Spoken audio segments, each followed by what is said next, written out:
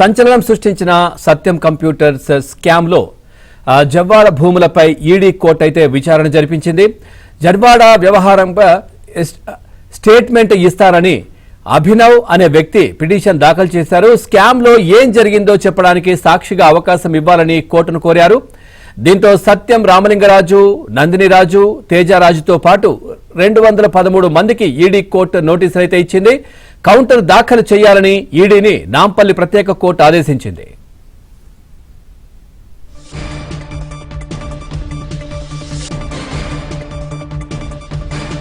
సంచలనం సృష్టించిన సత్యం computers scam లో జవ్వాడ భూములపై ఈడీ కోర్టు అయితే విచారణ జరిపించింది. జవ్వాడ వ్యవహారంపై స్టేట్మెంట్ ఇస్తారని అభినవ్ అనే వ్యక్తి పిటిషన్ దాఖలు చేశారు. స్కామ్ లో ఏం జరిగిందో చెప్పడానికి సాక్షిగా అవకాశం ఇవ్వాలని కోర్టును కోరారు. దీంతో సత్యం, రామలింగరాజు, నందినిరాజు, తేజరాజుతో పాటు 213 మందికి ఈడీ కోర్టు నోటీసులు అయితే ఇచ్చింది.